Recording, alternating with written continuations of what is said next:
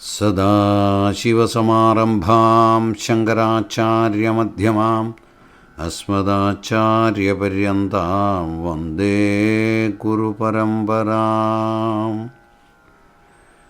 പൂർണ്ണാനന്ദരസാനുഭൂതിസഹിതസ്മേരപ്രസന്നാനനം പൂർണേന്ദുപ്രഭമാത്മബോധനിലയം ശാന്തം നിരീഹം പരം നിത്യാനിത്യവിചാരസാരചതുരം നിർമ്മത്സരം പാവനം ശ്രീഭൂമാനന്ദമഹന്നതോസ്മി കലിതാനന്ദം പരം ശ്രേയസേ.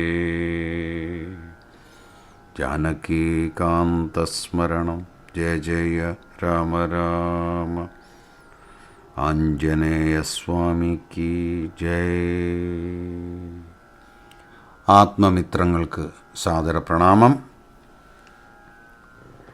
കർക്കിടകമാസ രാമായണ പാരായണത്തിൻ്റെ 3-ാം ദിനമായ ഇന്നത്തെ പാരായണ ഭാഗം ബാലകാണ്ഡത്തിൽ 794-ാമത്തെ വരി മുതൽ 1234-ാമത്തെ വരി കൂടിയതാണ്.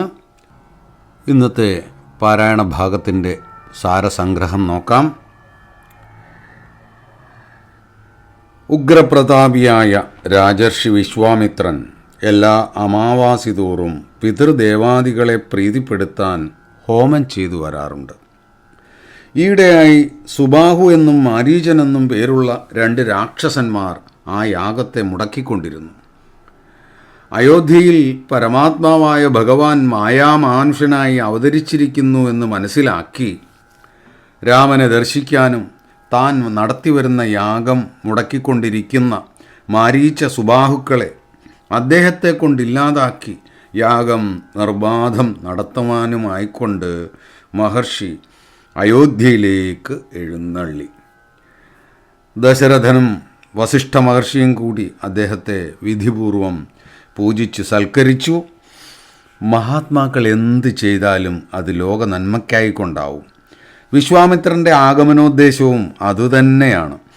വനത്തിൽ താപസന്മാരെയും മറ്റു സാധുക്കളെയുമൊക്കെ ഉപദ്രവിച്ചു കൊണ്ടിരിക്കുന്ന താടകയെ വധിക്കണം, തൻ്റെ യാഗം തുടരണം, ഗൗതമശാപത്താൽ കല്ലായിത്തീർന്ന അഹല്യയ്ക്ക് ശ്രീരാമപാദസ്പർശത്താൽ മോക്ഷം ലഭിക്കണം, സീതാ സ്വയംവരം നടത്തിക്കണം. ഇങ്ങനെ പല ഗൂഢോദ്ദേശങ്ങളുമായിട്ടാണ് വിശ്വാമിത്രൻ എഴുന്നള്ളിയിരിക്കുന്നത്. ഇവയെല്ലാം ലോക നന്മയ്ക്കായിക്കൊണ്ടുള്ളതാണ്. എന്നാൽ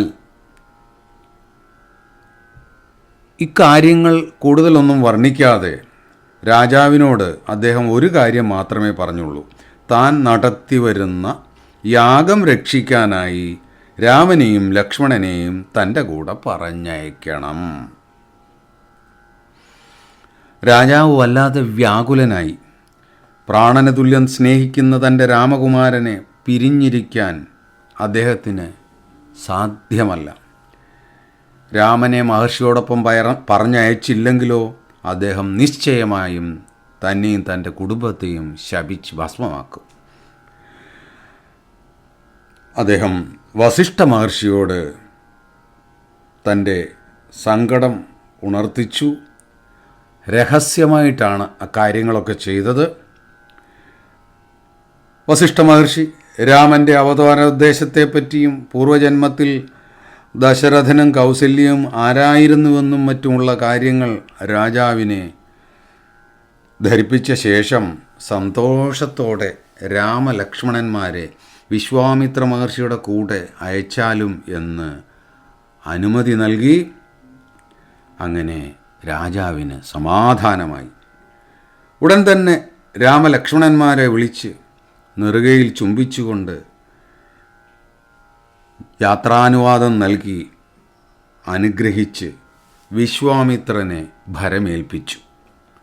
മഹർഷി ആശീർവദിച്ചുകൊണ്ട് ആയുധധാരികളായ രാമലക്ഷ്മണന്മാരെ കൂട്ടി കൊട്ടാരം വിട്ടു. അതിദൂരം ഘോരവനത്തിലൂടെ സഞ്ചരിക്കേണ്ടതായിട്ടുണ്ട്. വഴിയിൽ വിശപ്പും ദാഹവും അകറ്റാൻ യാതൊരു മാർഗവുമില്ല. ബാലകന്മാർക്ക് ഇവ രണ്ടും ശമിക്കാനായി ബലയെന്നും അതിബലയെന്നും 2 ദിവ്യമന്ത്രങ്ങൾ ഉപദേശിച്ചു കൊടുത്തു. അവർ ഘോരവനത്തിലൂടെ മുന്നോട്ട് നടന്നു.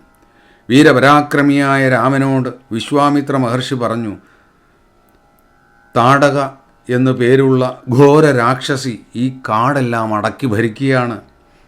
ലോകോപദ്രവകാരിയായ അവളെ വധിച്ചാലും. ഉടൻ തന്നെ രാമൻ തൻ്റെ വില്ലിൽ ഞാൺ കെട്ടി ഒരു ചെറു ഞാണൊലിയിട്ടു. ഞാണൊലി ശബ്ദം കേട്ടതോടെ അതിഭയങ്കരിയായ താടക രാമനെ വധിക്കാനായി പാഞ്ഞെടുത്തു. ഉടനെ രാമൻ അവളെ ലക്ഷ്യമാക്കി ശരം പ്രയോഗിച്ചു. ഹൃദയം പിളർന്ന് അവൾ മരിച്ചു വീണു. അഗസ്ത്യമുനിയുടെ ശാപത്താൽ രാക്ഷസിയായിത്തീർന്ന ഒരു യക്ഷിയായിരുന്നു അവൾ. രാമൻ്റെ അനുഗ്രഹത്താൽ അവൾക്ക് ശാപമോചനം ലഭിച്ച് സ്വർഗത്തിലേക്ക് പോയി. താടകാവധത്തിൽ സന്തോഷിച്ച മുനി രാമനെ ഗാഠഗാഠം പുണർന്ന് തനിക്ക് പരമശിവനിൽ നിന്ന് ലഭിച്ച സകല ദിവ്യാസ്ത്രങ്ങളും പ്രയോഗിക്കാനും ഉപസംഹരിക്കാനുമുള്ള മന്ത്രങ്ങൾ ഉപദേശിച്ചു കൊടുത്തു. എന്തിനാണ് ഇവയൊക്കെ ചെയ്തത്? രാവണവധത്തിന് ഇവയൊക്കെ ആവശ്യമായി വരും. ഇത് മുന്നിൽ കണ്ടുകൊണ്ടാണ് വിശ്വാമിത്ര മഹർഷി ഇക്കാര്യങ്ങളൊക്കെയും ചെയ്യുന്നത്. അപ്പോഴേക്കും നേരം സന്ധ്യയായി. ആ രാത്രിയിൽ അവിടെ കാമാശ്രമം എന്ന ആ വനത്തിൽ തന്നെ താമസിച്ചു. പിറ്റേ ദിവസം രാവിലെ തന്നെ അവർ പുറപ്പെട്ടു. മധ്യാഹ്നമായപ്പോഴേക്കും വിശ്വാമിത്രൻ്റെ സിദ്ധാശ്രമത്തിലെത്തി. ആശ്രമത്തിൽ ശിഷ്യന്മാരും മറ്റു മുനിമാരും ചേർന്ന് അവരെ സ്വീകരിച്ച് സൽക്കരിച്ചു. അടുത്ത ദിവസം രാമൻ മഹർഷിയോട് പറഞ്ഞു, അങ്ങ് യാഗത്തിന് ദീക്ഷ വരിച്ചാലും. അങ്ങനെ തന്നെ എന്ന് പറഞ്ഞുകൊണ്ട് മറ്റു മുനിമാരെയും കൂട്ടി യാഗത്തിനുള്ള ഒരുക്കങ്ങൾ പൂർത്തിയാക്കി.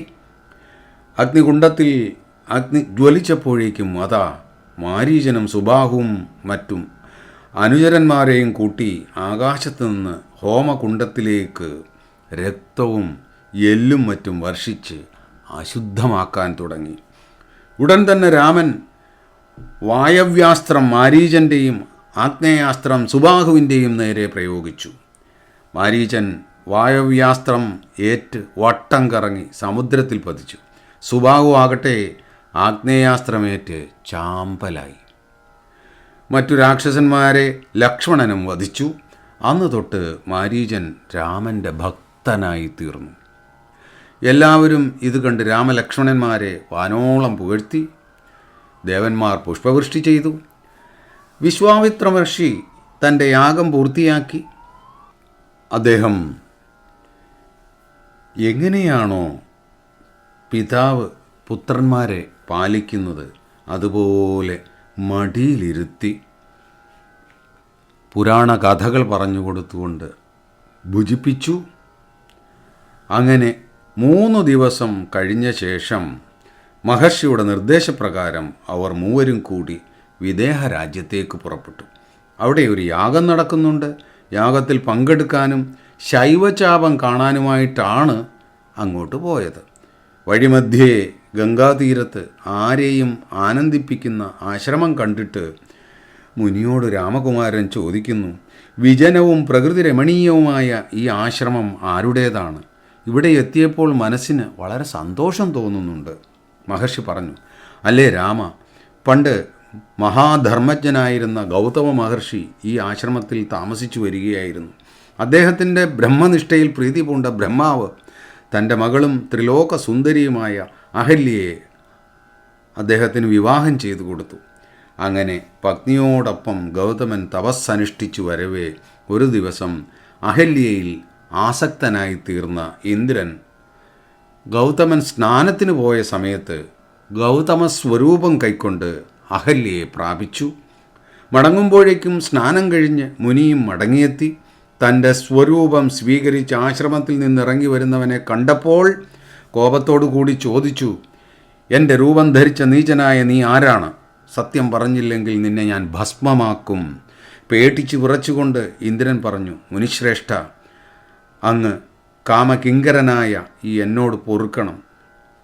പരസ്ത്രീലമ്പടനായ ഹേ ഇന്ദ്ര, നീ 1000 ലിംഗങ്ങളോട് കൂടിയവനായി ഭവിക്കട്ടെ എന്ന് ഗൗതമൻ ഇന്ദ്രനെ ശപിച്ചു. തൊഴുകൈകളോട് പേടിച്ചു നിൽക്കുന്ന അഹല്യയെ നോക്കി ഗൗതമൻ പറഞ്ഞു, ദുഷിച്ചവളെ, ആഹാരമില്ലാതെ മഞ്ഞും മഴയും വെയിലുമേറ്റ് ശിലാരൂപിണിയായി ഇവിടെ തന്നെ ഭഗവാനെ തപസ് ചെയ്ത് കഴിയൂ. അങ്ങനെ നിന്റെ ചാരിത്രദോഷം തീരട്ടെ. അനേകായിരം സംവത്സരങ്ങൾ കഴിഞ്ഞ് ദശരഥപുത്രനായ രാമനും സഹോദരൻ ലക്ഷ്മണൻ കൂടി ഇതുവഴി വരും.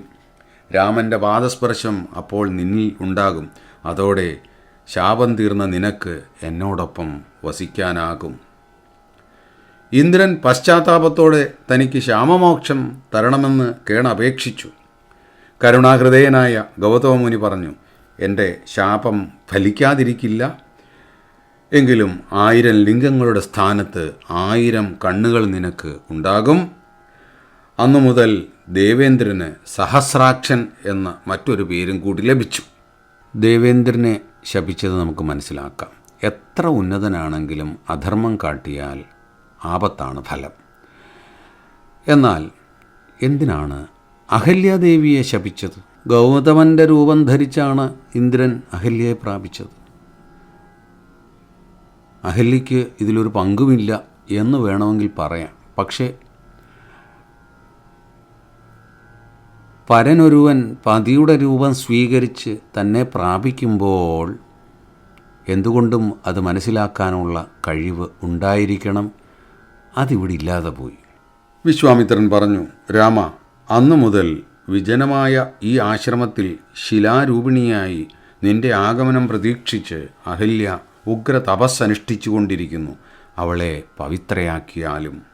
ഇപ്രകാരം പറഞ്ഞുകൊണ്ട് രാമൻ്റെ കൈയും പിടിച്ച് മുനി ആശ്രമത്തിലേക്ക് കയറി തപസ്വിനിയായ അഹല്യയെ കാണിച്ചു കൊടുത്തു. രാമൻ തൊഴുകൈകളോടെ ഞാൻ രാമനാണ് എന്ന് പറഞ്ഞുകൊണ്ട് തൻ്റെ പാദത്താൽ ശിലയെ സ്പർശിച്ചു. ഉടനെ ശാപമോക്ഷം ലഭിച്ച അഹല്യ ആരുടെ രൂപമാണോ താൻ ഇത്രനാളും ധ്യാനിച്ച് തപസ് ചെയ്തത്, അതേ ശ്രീഹരി രൂപം തൻ്റെ മുന്നിൽ നിൽക്കുന്നതായി കണ്ട് രോമാഞ്ചത്തോടു കൂടി തൊണ്ടയിടറിക്കൊണ്ട് രാമനെ സ്തുതിക്കുന്നു. പ്രപഞ്ചത്തിന് കാരണഭൂതനും പ്രപഞ്ചസ്വരൂപനും പ്രപഞ്ചത്തിന് ആശ്രയഭൂതനുമായ അവിടുന്ന് ഒന്നിനോടും ബന്ധപ്പെടാതെ എല്ലാവരിലും ആത്മസ്വരൂപിയായി വിളങ്ങിക്കൊണ്ടിരിക്കുന്നു.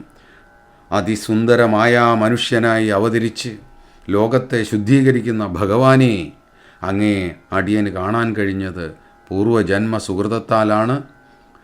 ഇപ്രകാരം ഭക്തി സമുദ്രത്തിൽ ആറാടിക്കൊണ്ട് അഹല്യ രാമനെ പല വിധത്തിൽ സ്തുതിച്ച് അനുവാദം വാങ്ങിക്കൊണ്ട് ഗൗതമ മഹർഷിയുടെ സമീപത്തേക്ക് പോയി.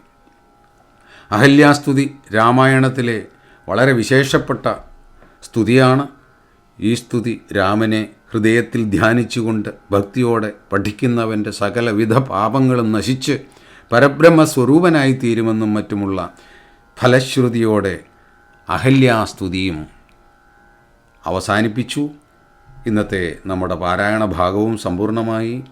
ജാനകീകാന്തസ്മരണം ജയ ജയ രാമ രാമ. പൂർവം രാമതപോവനാനിഗമനം ഹത്വാ മൃഗം കാഞ്ചനം വൈദേഹീഹരണം ജടായുമരണം സുഗ്രീവസംഭാഷണം ബാലീനിഗ്രഹണം സമുദ്രതരണം ലങ്കാപുരീദാഹനം പശ്ചാദ്രാവണകുംഭകർണനിധനം സമ്പൂർണരാമായണം. ജാനകീകാന്തസ്മരണം ജയ ജയ രാമ രാമ. ഹരി ഓം തത്സത്. ജയ ഗുരു.